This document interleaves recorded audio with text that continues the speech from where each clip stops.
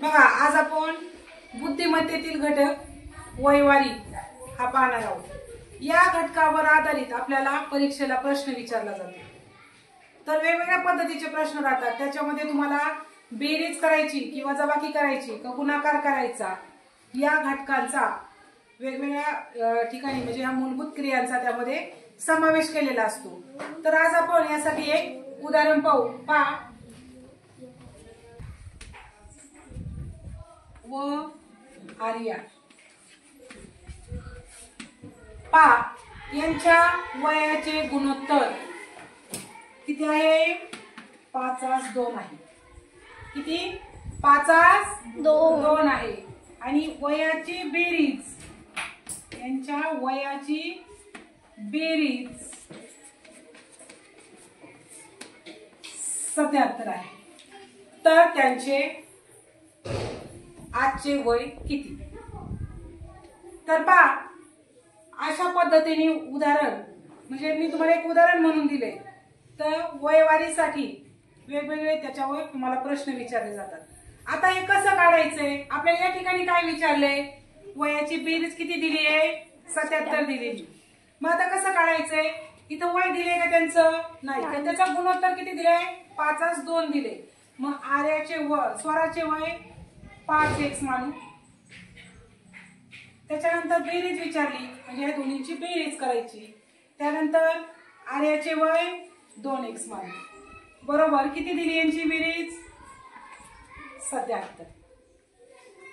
आता 5 आणि 2 किती झाले?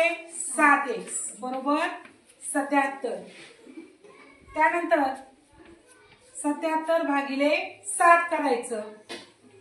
7 1 7 आणि हे 7 1 7 म्हणजे यांचं उत्तर आलं 11। आता या ठिकाणी स्वराचं किती दिले? 5x दिले। मग या ठिकाणी 5 गुणिले 11 बरोबर किती? 11 5 55 म्हणजे या ठिकाणी हे काय आलं? स्वराचं। त्यानंतर आर्याचं किती दिले? 2x। मग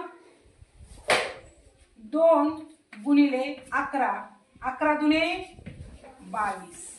आता हे 55 अधिक 22 बरोबर 5 आणि 2 7 आणि 5 आणि 2 7 आली का बेरीज? किती आली?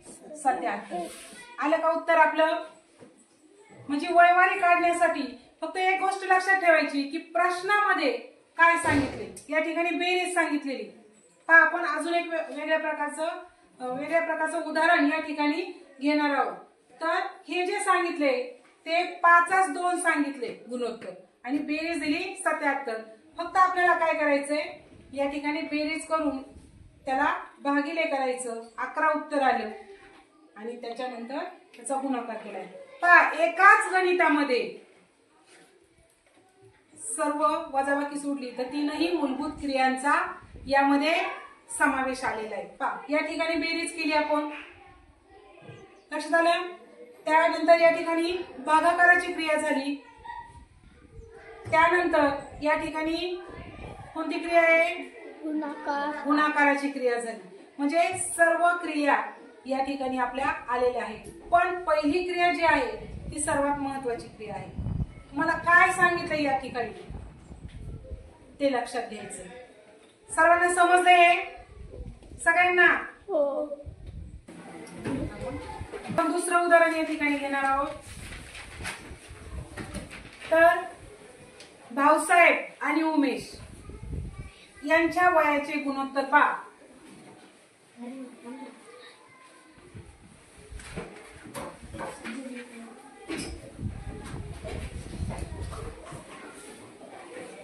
भाऊसाहेब व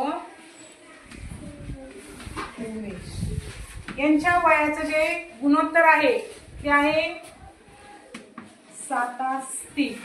किती आहे? 7:3। आणि त्यांच्या वयाची वजाबाकी काय विचारले? वजाबाकी 28 आहे। तर त्यांचे वय किती?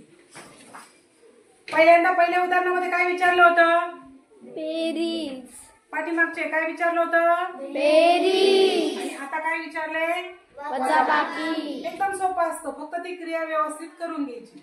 पहा आता किती आहे, याची 7x आणि याची किती आहे उमेदची वजा 3x बरोबर 28. 7 3 गेले खाली किती राहिले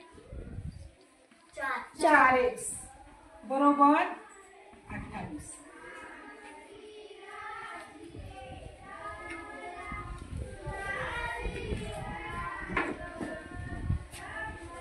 28/4 किती आलं 4 7 28 म्हणजे उत्तर किती आलं 7.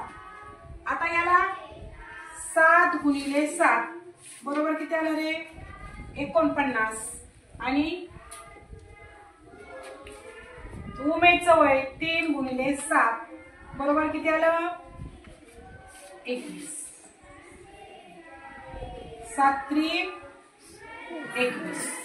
आता काय विचारले आपल्याला यांच्या वयाची वजाबाकी किती आहे पहा 49 या ठिकाणी करू आपण 49 वजा 21 9तून 1 गेले 8 4तून 2 गेले 2 आली का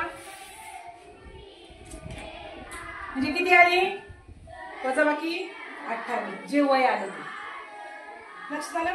या ठिकाणी सुद्धा आपण सर्व क्रिया केलेल्या आहेत ज्या मूलभूत क्रिया आपण पहिल्याला केल्या त्या फक्त पहिल्याला बेरीज केली आणि या ठिकाणी काय केली होती वजाबाकी केली. म्हणजे अशा पद्धतीने आपल्याला वैवारी या घटकावर काही गुणाकाराचे देखील प्रश्न असतात काही भागाकाराचे असतात आपण नंतरच्या तासाला ते पाहणार आहोत.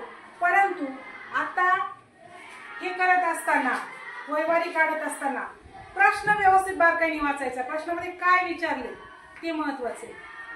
सर्वांना समजलं का हो.